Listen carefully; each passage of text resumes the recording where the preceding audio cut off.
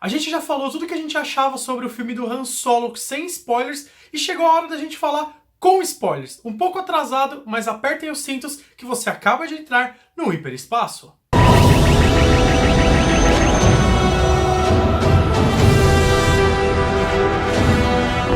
No vídeo sem spoilers eu comentei que o filme se torna muito divertido pelo simples fato dele não carregar o peso da saga, ele não ter a responsabilidade de introduzir algo tão relevante para a saga de Star Wars, muito menos para a cronologia, e por isso ele acaba ficando mais leve e coincidentemente mais divertido. Mas isso não isenta ele de defeitos e alguns problemas que me incomodaram muito durante o filme. O primeiro problema que eu encontrei no filme foi a definição do sobrenome do Han. Eu não sei se eles citaram isso já em algum momento do Legends que eu não tenha visto, ou pelo menos eles consultaram alguma coisa, mas o fato de um oficial do Império definir o sobrenome do Han por ele ser sozinho, por isso o trocadilho de Han Solo, praticamente é um desrespeito com a saga. Eu sei que é uma besteira, eu sei que é uma coisinha bem simplesinha, que, claro, não vai influenciar o filme inteiro, mas é um dado um tanto quanto irrelevante, desnecessário e não tem o menor sentido de ser introduzido. Até porque isso acaba banalizando o nome e acaba descaracterizando até mesmo os outros personagens, como é o caso do Kylo Ren, o Ben Solo. Acaba sendo uma coisa meio tosca mesmo durante o filme, meio que lembra o lado Snow, né, do Game of Thrones, né, de ser um Snow, de não ter família ou algo assim, mas no geral não faz o menor sentido. Outro ponto que me incomodou muito foi quando o Han conhece o Chewie. A cena é até interessante, né? Mas a forma como eles se conhecem é também tosca, né? É uma coisa tão irrelevante que eu acho que merecia um pouco mais de atenção. E a cena do Han falando em Wookiee é ridícula, assim. Sinceramente, é uma das cenas mais ridículas que eu já vi em Star Wars. É tosco. E eu acho que sim, é um problema. Me incomodou muito, pelo menos, porque eu achei muito superficial. Me impressiona o Lawrence Kasdan, que é o roteirista do filme, tratar isso com uma preguiça, né? Uma certa preguiça, uma coisa também um tanto quanto banal. Me impressionou muito, me espantou muito do fato dele ter escolhido isso, esse motivo pelos quais eles se conhecem, né? A gente tem uma discussão tão legal do Império escravizando os Wookiees, que isso no universo expandido já é colocado, na série Rebels já é colocada, e em outras mídias também já foi colocado. Seria tão interessante que eles usassem isso como um pretexto para que os dois se conhecessem, já que o Han estava no Império e o Chewie é um Wookiee, obviamente, e ele foi preso pelo Império. Seria até interessante ver como eles formaram essa amizade, e não simplesmente eles presos no mesmo lugar, onde o Chewie quer comer o Han, e o Han, por falar Wookiee, consegue fugir disso. Realmente é muito preguiçoso. Mas esses dois pontos me incomodaram como fã. Não necessariamente eles acabaram com o filme, destruíram o filme ou qualquer coisa parecida. Não, isso não aconteceu. São só dois incômodos que, como fã, eu fiquei decepcionado pela decisão tomada no roteiro. Não influencia praticamente em nada no andamento do filme. Em contrapartida, a gente tem outras coisas que são muito interessantes dentro do filme e merecem o destaque. Eu sempre falei aqui que eu sou fanático pela parte underground de Star Wars, vamos falar assim.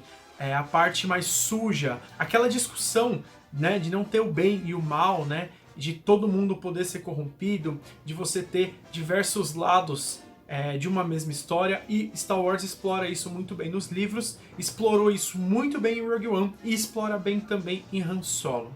Começando pela sequência do Han atuando pela infantaria do Império. É uma cena muito interessante, muito legal de se ver, porque mostra a guerra de verdade dentro de Star Wars, coisa que nenhum filme ainda tinha mostrado, aquela guerra de chão, onde só soldados participam, né? Não tem Jedi, não tem sabres de luz. Ali é uma guerra terrestre completamente pesada, apesar de ser um filme friendly, né? É um filme mais família, ele ainda assim ele tem um peso interessante nessa sequência. E pode até considerar como uma referência aos jogos do Battlefront. Não sei se foi intencional, mas me lembrou muito o Battlefront, de você colocar um personagem no chão da guerra, ali embaixo e não na Estrela da Morte com heróis e vilões lutando. Outro ponto bem legal é a inserção dos cartéis criminosos dentro do filme. A gente tem o Sindicato Pike, que já tinha aparecido em The Clone Wars, e a gente tem também a menção do Cartel Hut, aquele que a gente já conhece, né? A gente tem o Jabba, a gente tem diversos outros personagens. É uma pena que o Jabba não apareça no filme, mas ainda assim é bem legal que eles citam algumas vezes o Cartel Hut. E apesar de não ter o Jabba, nem o Boba Fett, nem o Greedo dentro do filme, a gente tem as citações de personagens icônicos do universo expandido, como é o caso do Bossk, que foi visto em Star Wars na trilogia clássica como um dos caçadores de recompensa. E também tem a Aurra Sing, que é uma caçadora de recompensas que ela aparece muito brevemente em Ameaça Fantasma e depois ela ganha uma notoriedade maior em The Clone Wars. Ela é citada no filme, assim como o Bossk. É bem legal de você ver essa referência. Quem é fã, quem já assistiu alguma coisa do The Clone Wars ou até mesmo no universo expandido, sabe que os dois personagens são muito ativos ou pelo menos fazem uma participação com mais destaque. O tal do percurso de Kessel também é explicado, também é mostrado, que é bem legal a cena, a sequência onde a Millennium Falcon perde o compartimento de fuga. É muito legal essa cena, onde a Millennium Falcon de fato vira a Millennium Falcon. E também temos a disputa de Sabak entre o Han e o Lando. E por mais que o filme tenha esses momentos legais, a gente ainda tem um probleminha no filme, que aí sim ele influencia diretamente na qualidade dele, que é o fator surpresa. Por ser um prequel de um personagem que a gente já conhece, a tensão do filme, o elemento surpresa, acaba sendo um pouco prejudicada. Em Rogue One, por exemplo, ele era um prequel, mas todos os personagens eram desconhecidos. Então a gente tinha aquele momento de tensão, porque a gente não sabia exatamente o que ia acontecer com os personagens principais. Então isso acabou dando um nível muito maior de tensão, e o próprio Han Solo a gente já viu agora desde a sua criação, vamos dizer assim, até o momento da sua morte. Então não tem aquela apreensão pelo futuro do personagem, meio que você não se importa com o que está acontecendo, porque você realmente já sabe o que vai acontecer nos próximos.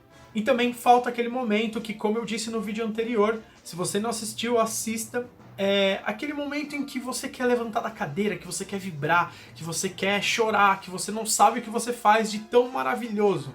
A gente tem a cena do Han e do Chewie pilotando a Millennium Falcon pela primeira vez. É muito legal, meu coração palpitou, mas é um negócio que a gente já estava esperando que ia acontecer. Então não é aquele momento que você tá indo e você não espera. E o momento que você não espera realmente acontece.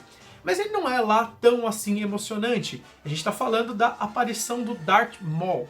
Essa cena ela botou um ponto de interrogação na cabeça das pessoas, principalmente aquelas que não acompanham o universo expandido e as outras mídias. As pessoas começaram a pensar que, nossa, isso acontece antes de Ameaça Fantasma, o Darth Maul ele virou um fantasma ou algo do tipo, mas não, ele sobrevive após os acontecimentos de Ameaça Fantasma, mas isso é um caso para outro vídeo que a gente vai falar mais para frente. Então, isso deixou um ponto de interrogação e ele aparece e realmente ele não tem nenhuma relevância direta na narrativa, mas ainda assim, eu já cansei de falar aqui que o Darth Maul ele é um dos personagens mais bem desenvolvidos do universo de Star Wars, tanto nas HQs quanto nas outras mídias, e no caso é The Clone Wars e a série Rebels. E eu achei de uma ousadia muito grande e positivamente isso, né? Eu gostei muito de ver o Darth Maul em cena. Eu achei muito ousado eles usarem um personagem até então quase que desconhecido do grande público e focar no fã, e até mesmo de querer desenvolver um personagem tão rico no universo expandido, que é o caso do Darth Maul, que é muito legal. E se você ainda não acompanhou, se você ainda não viu, assista a série The Clone Wars, assista a Rebels e procure as HQs do Darth Maul, são realmente muito boas.